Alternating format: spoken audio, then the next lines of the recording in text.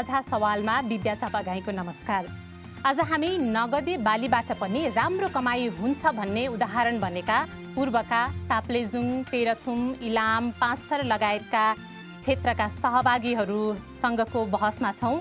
पाँचथरको सदरमुकाम तिदिममा हुन लागिरहेको किसानहरूसँगको यो बहसमा हामीसँग हुनुहुन्छ कृषि मन्त्री हरिबोल गजुरेल। त्यसैगरी हामीसँग हुनुहुन्छ अगुवा किसान गोमा चुडाल। म कार्यक्रमको सुरुवात सहभागीहरूबाटै गर्न चाहन्छु। कृषि विकास बैंकले चाहिँ अब जसको राम्रो ठाउँमा जग्गा छ, प्रशस्त जग्गा जमिन छ, उसैले मात्र प्रदान गर्ने। उहाँले जे कुरा उठाइरहनु भएको छ यथार्थ सत्य हो। कृषि विकास मन्त्रालयको मातहतमा थियो, अहिले त्यो छैन।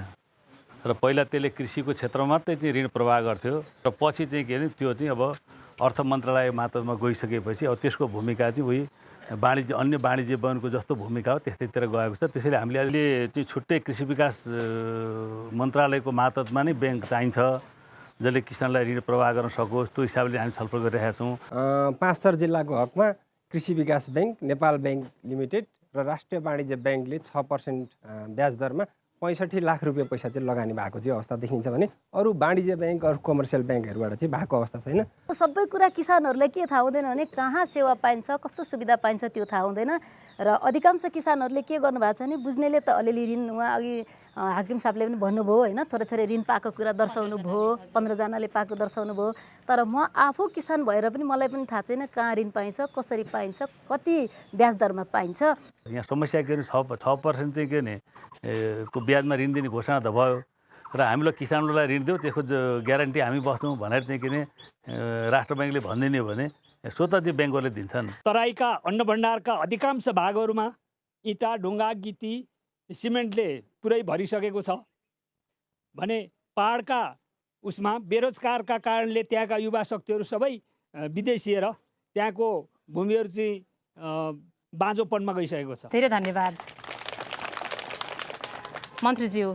तपाईँ त भूमि सुधार आयोगमा पनि बस्नुभयो। राजमार्ग आसपासका सबै ठाउँहरू चाहिँ घरले भरिन थालिसकेका छन्, जग्गा प्लटिङ फेरि उस्तै छ।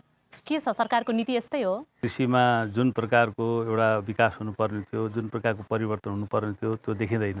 हामीले आफैलाई नै के भने बडा नमिठो जस्तो लाग्छ। हिजो द्वन्द्वकालमा अघि गरिबको डढेको आधी रोटी खाएर तपाईँहरूले 10 वर्ष जनआन्दोलन गर्नुभयो र किसानलाई वचन दिनुभयो। तपाईँ आज ठुलो कुर्सीमा पुग्नुभयो अर्थमन्त्रीज्यू, तपाईँले त्यो हिजोको डढेको रोटीको कल्पना गरेको छैन। किसानको छोराले पढ्न पनि उसले पढेको हुँदैन, वास्तवमा ऊ 15-16 वर्षदेखि कृषि पेसामा आबद्ध हुन्छ। उसको तागत हुन्जेल त किसान हो, काम गर्छ। तागत नपुगेको दिन चाहिँ ऊ भोक-भोकै मर्नुपर्ने स्थिति हुन्छ। त्यसो हुँदा कृषकलाई पनि पेन्सनको व्यवस्था हुनु अत्यन्तै जरुरी छ। पेन्सनको कुरो गर्दा के भने जस्तो बाँझो राखेनले पेन्सन पाउँदैन, अब बाँझो जमिन बस्दैन। जस्तो एउटा बाबुको 3टा छोरा छन्, एउटा त कृषिमा लागेको छ, अर्को क्यारेमबाट खोलेर व्यस्त भने त्यसले पाउँदैन, त्यो किसान हुँदैन। कृषिमा कमसेकम दिनको 8 घन्टा उसले काम गरेको हुनु पर्यो। अलैँचीलाई एउटा राष्ट्रको आम्दानीको स्रोत, दोस्रो सुन भनेर मानिएको छ। तर अलैँचीका लागि कुनै पनि सरकारी क्षेत्रबाट यस्तो उन्नत जातको बिउ बिजन नयाँ कार्यक्रमहरू आएको कुरा थाहा छैन। कोही अलैँचीको समस्या पछिल्लो दिनमा अलि गम्भीरै आयो, खासै रोग लाग्यो। इलाममा त धेरै अलैँचीहरू बर्बादै भइसक्यो। सबै युवा बाहिरे, किन बाहिरे?